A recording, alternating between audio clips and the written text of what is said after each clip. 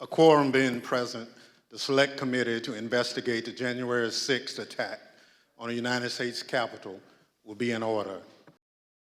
This committee will lay out a number of recommendations in this final report, but beyond any specific details and recommendations we present, there's one factor I believe is most important in preventing another January 6th: accountability. So today, beyond our findings, we will also show that evidence we've gathered points to further action beyond the power of this committee or the Congress to help ensure accountability under law. Accountability that can only be found in the criminal justice system. We have every confidence that the work of this committee will help provide a roadmap to justice, and that the agencies and institutions responsible for ensuring justice under the law will use the information we've provided to aid in their work.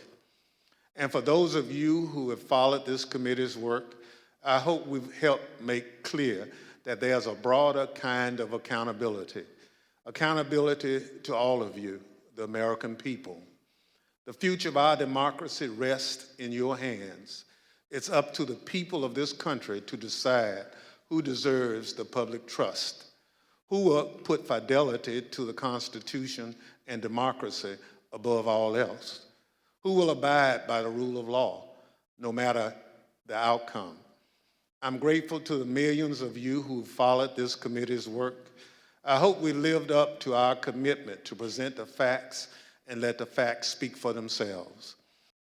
January 6th, 2021 was the first time one American president refused his constitutional duty to transfer power peacefully to the next.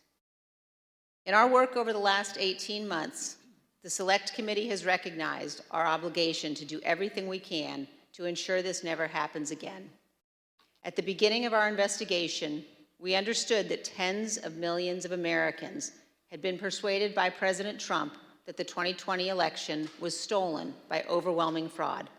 And we also knew this was flatly false. We knew that dozens of state and federal judges had addressed and resolved all manner of allegations about the election. Our legal system functioned as it should, but our president would not accept the outcome. Among the most shameful of this committee's findings was that President Trump sat in the dining room off the Oval Office watching the violent riot at the Capitol on television.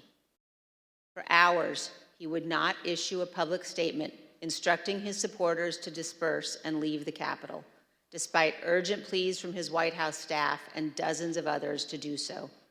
Members of his family, his White House lawyers, virtually all those around him knew that this simple act was critical. For hours, he would not do it.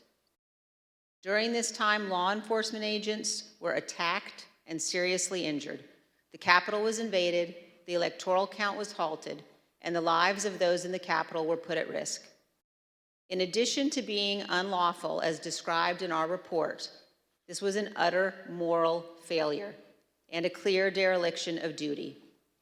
Evidence of this can be seen in the testimony of President Trump's own White House counsel and several other White House witnesses. No man who would behave that way at that moment in time can ever serve in any position of authority in our nation again. He is unfit for any office. Was it your impression that the Vice President had directly conveyed his position on